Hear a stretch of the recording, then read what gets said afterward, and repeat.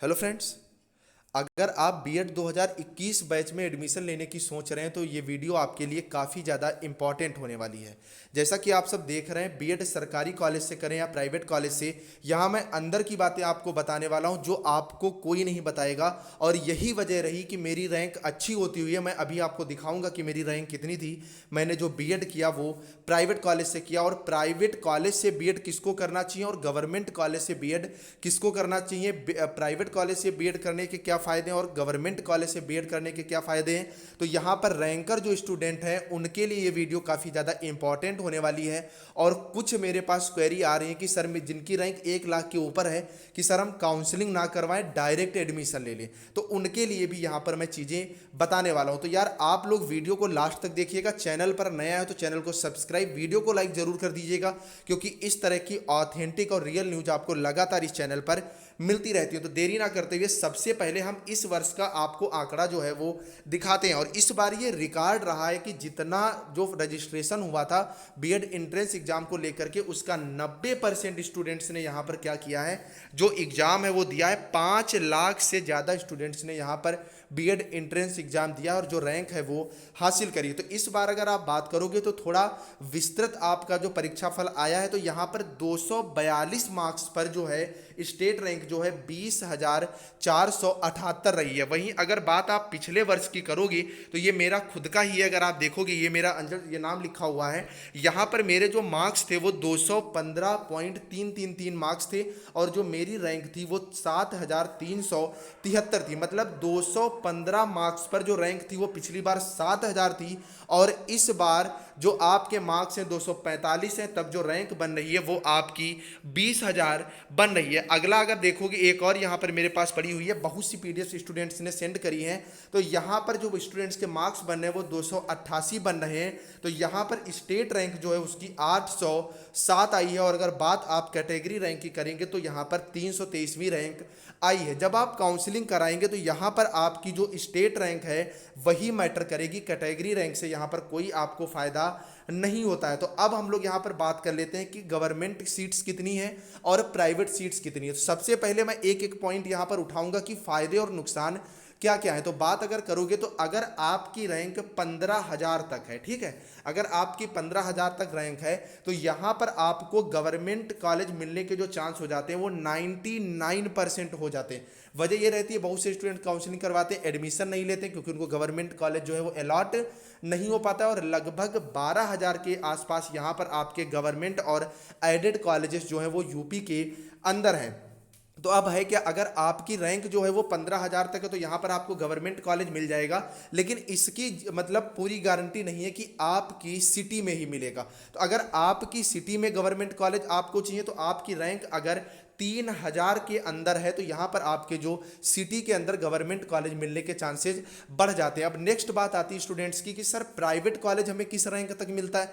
तो private college जो है वो आप चाहे पहली रैंक पर हो और चाहे 3 लाख तक यहाँ स्टूडेंट जो है उनको प्राइवेट कॉलेज के लिए काउंसलिंग जो होती है वो अलॉट करी जाती है और उसके बाद में आपके डायरेक्ट एडमिशन शुरू हो जाते हैं जो स्टूडेंट्स यहाँ पर एडमिशन नहीं लेते हैं। ठीक है, तो आई थिंक ये वाला क्वेश्चन आपका जो है वो क्लियर हो गया होगा। अब हम लोग बात कर लेते हैं कि गवर्नमेंट और प्राइवेट कॉलेजेस से बीएड करने के क्या लाभ है और क्या नुकसान है। तो गवर्नमेंट कॉलेज की अगर आप बात करोगे तो यहाँ पर जो भैया पूरी आपकी फीस आती है गवर्नमेंट कॉलेज की साल भर की, वो अप्रॉक्सीमेटली 10,000 मतलब 10,000 के आसपास आती है। और अगर आप प्राइवेट कॉलेज की बात करोगे तो यहाँ पर जो टोटल फीस आती है आपकी वो 55,000 रुपए के आसपास आती है, जिसमें 750 एक बार, 5,000 एक बार, 51,000, 46,000 एक बार। और जो कॉलेज में एडमिशन फीस लेते हैं कॉलेजेस वाले वो तो लेते ही लेते हैं, जो कुछ 3-4-2,000 ले लें।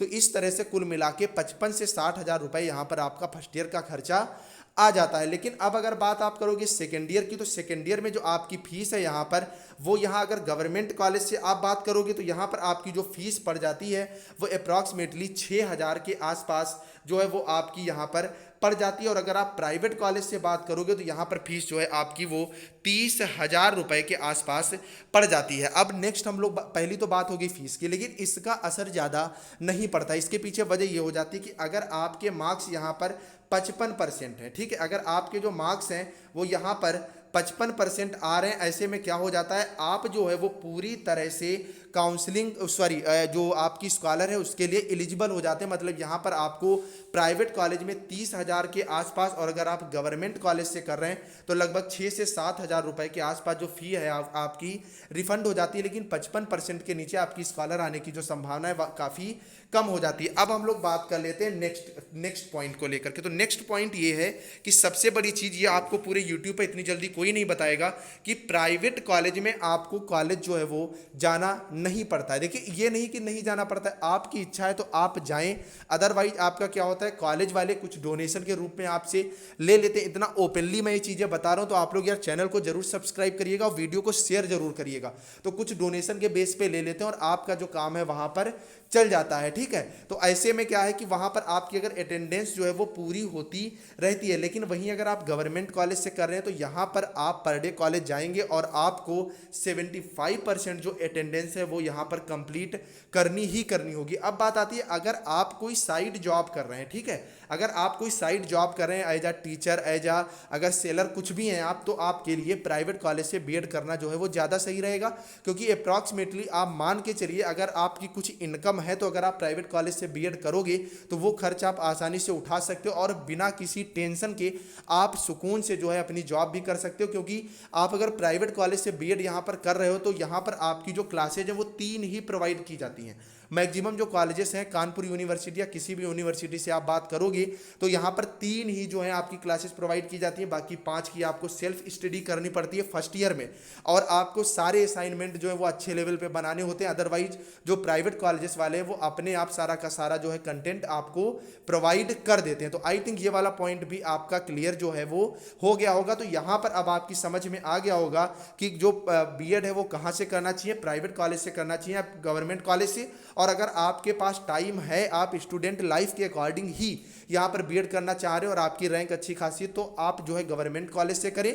बाकी हर प्राइवेट कॉलेज में जो है परमानेंट क्लासेस चलती है, लेकिन यहाँ पर एक्स्ट्रा सुविधा वो आपके लिए जो है वो अवेलेबल हो जाती है। और यही बात रही कि अगर मेरे को आप देखोगे तो मेरी रैंक जो थी वो अच्छी खासी थी 7,373, और यहाँ पर गवर्नमेंट कॉलेज मुझे मिलने के जो चांसेस थे वो 100% थे। लेकिन फिर भी मैंने प्राइवेट कॉलेज से किया क्योंकि मैं खुद एक कॉम्पिटिटिव टीचर हूँ। इससे मुझे मेरे जो कैरियर है उस पर ग्रहण लगने शुरू हो जाते, तो इस वजह से यहाँ पर मैंने प्राइवेट कॉलेज से जो बीएड है वो किया है। तो ये पॉइंट आपका क्लियर हो गया होगा। अब हम लोग बात कर लेते हैं नेक्स्ट पॉइंट को लेकर के कि जो बीएड सरकारी कॉलेज से करें या प्राइवेट कॉलेज से, तो ये वाला आपका क्लियर हो गया। अब रैंक को लेकर के मैंने बता दिया, अगर आपकी रैंक 1 से 10,000 के बीच में है तो आपको गवर्नमेंट कॉलेज 100%, और 15,000 तक है तो 99% मिलने की जो है संभावना होती है। तो आई थिंक ये वाला वीडियो अब आपको समझ में आ गया होगा।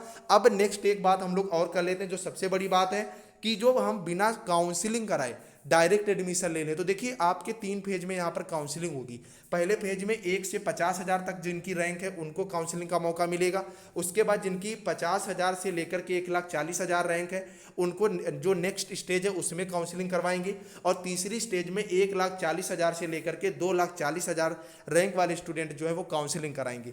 अब जो पिछले वर्ष प्रावधान आया है उसके अनुसार अगर आपने डायरेक्ट एडमिशन लिया है तो यहाँ पर आपका स्कॉलर नहीं आएगा। तो अगर आपकी रैंक जो है 3 लाख के अंडर है तो आप लोग भैया काउंसलिंग जो है वो अवश्य कराइएगा। इसलिए कराइएगा कि अगर 3 लाख के अंदर आपकी रैंक है और रैंक के अकॉर्डिंग आप अगर कॉलेज अपना चूज कर रहे हैं तो यहाँ पर आपके स्कॉलर आने की संभावना ज़्यादा है। और जो भी कॉलेज आपका डायरेक्ट एडमिशन लेगा तो वो कॉलेज आपको रैंक के आधार पर 100% जो है मिल जाएगा। और आप जब काउंसलिंग होगी तो एक साथ अनेक कॉलेज जो है वो चुन सकते हैं।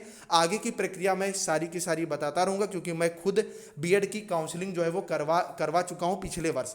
तो अगर कोई क्वेश्चन है तो आप लोग जरूर कमेंट करिएगा, उसका जवाब आपको मिल जाएगा। और जाते जाते बताइएगा कि वीडियो आपको कैसी लगी। चलिए फ्रेंड्स, मिलते हैं नेक्स्ट अपडेट के साथ, तब तक के लिए बाय बाय।